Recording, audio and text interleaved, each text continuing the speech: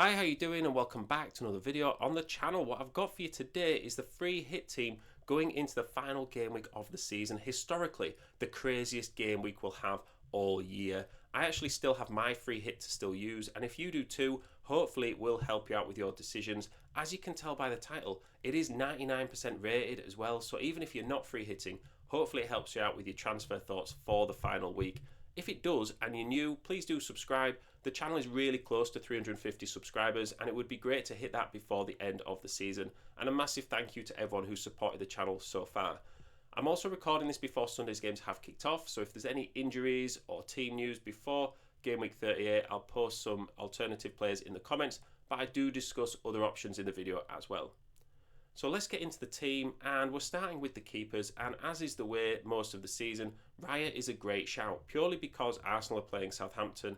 I much prefer Arsenal's defence to their attack here, and Southampton have actually performed quite well defensively in the last few game weeks. Some games this week will be really high scoring, but I don't see this one being one of them. Something like a 2-0 Arsenal makes sense.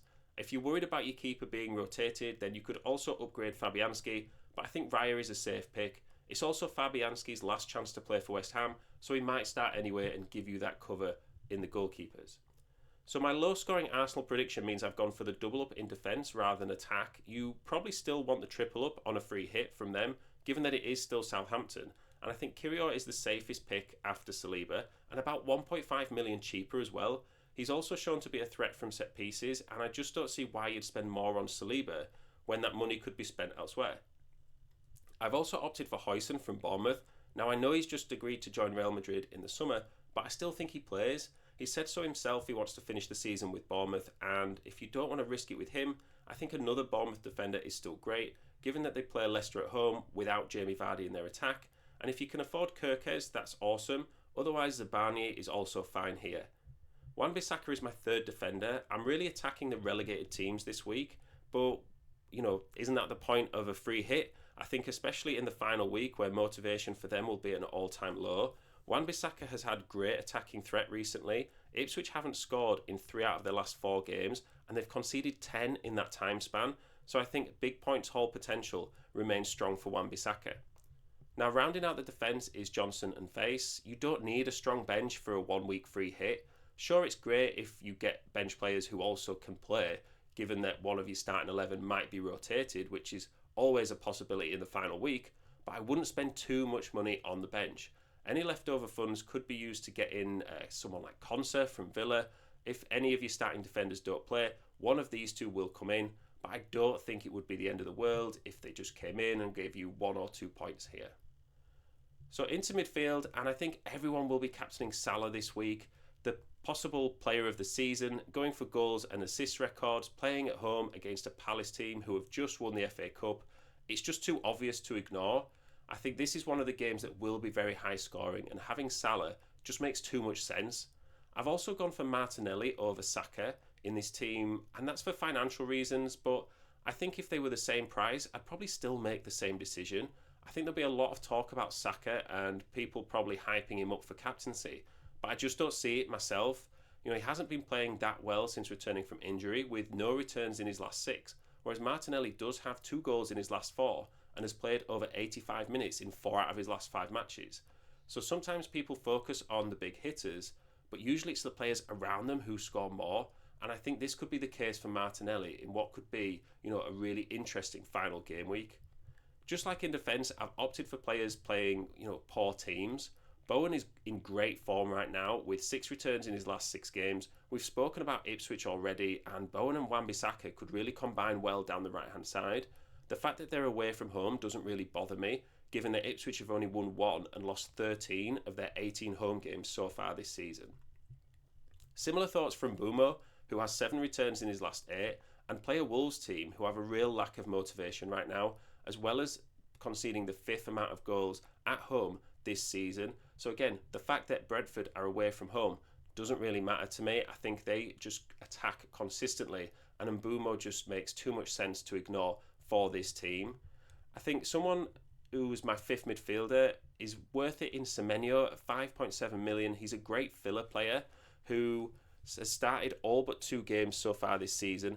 Bournemouth also have midfield injuries, so that increases his chances of playing against a Leicester team with the worst defensive away record. They've conceded 44 goals in 18 games. So again, the Bournemouth midfield and attack is definitely worth considering in this game week. I think that could be one of those matches which, there's always a game in the final week that finishes 6-0 to somebody. And I think Bournemouth could get a load of goals against Leicester at home.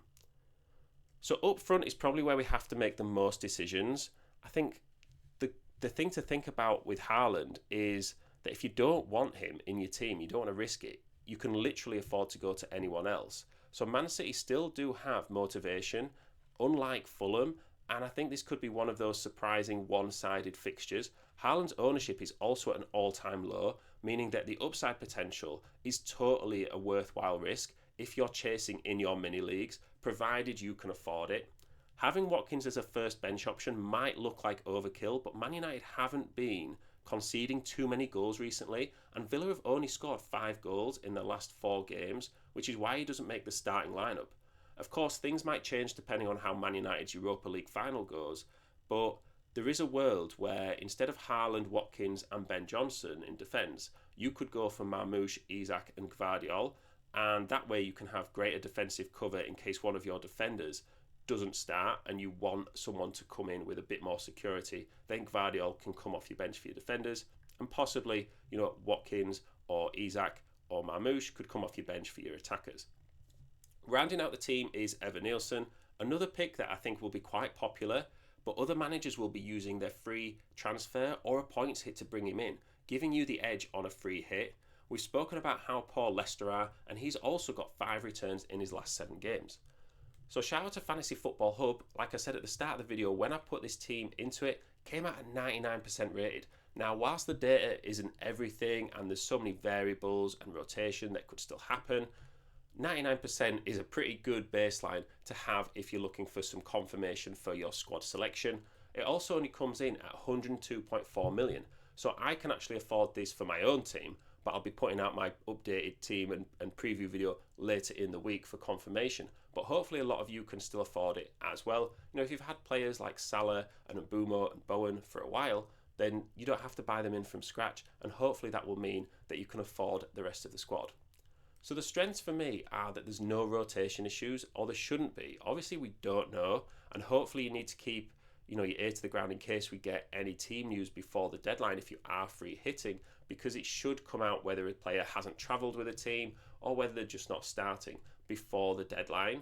I think also this team, because it targets the weak teams that lack motivation, I think that gives you more potential for a high scoring upside game. I think you definitely need to have just 3 defenders and really put that extra money into midfield and attack. I think where your midfielders are is where you could really score a load of points this game week.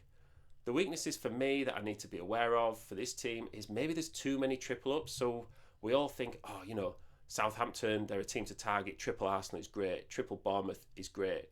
But I always think you have to consider, well, what if Southampton get a 0-0 draw? Or what if, Bournemouth don't play well against Leicester? So putting all your eggs in one basket can sometimes be a little bit risky. But if you're free hitting at the end of the season, you're probably looking for those massive gains, and it is something that you do need to consider just going for it. But bear in mind, always think about the alternative of what if this actually doesn't work out as to what I'm hoping for? What would my team and my score look like then? And should you maybe have some more double ups rather than so many triple ups? And we've also got a question of potential form. So we've spoken about Haaland, and Haaland is one of those players that might do really poorly this game week. He might not start. He is someone that could be a rotation risk. And because Man City play on Tuesday, I think I would just wait before getting him in, because he's unlikely to rise in price. And I would also just put off actually playing your free hit right now as well, because if you've got a lot of value saved up in your current team, like let's say you had Isak and you got him in at 9 million and now he's 9.5 million, and you sold him for Evan-Neilson, you'd lose that value on him. So if you decided to change your mind later in the week and you wanted to get him back, you'd have to get him in at 9.5 million, and then you might not be able to afford it. So I would just have some practice free hits, but don't press confirm on the transfers just yet, and just see how you are towards the deadline and the end of the game week when the rest of the fixtures have been played. So hopefully this video has helped you out. It's a really exciting time of the season, especially if you have still got your free hit. Please do subscribe to the channel. Hopefully you're having a good game week, and I will see you in the next one.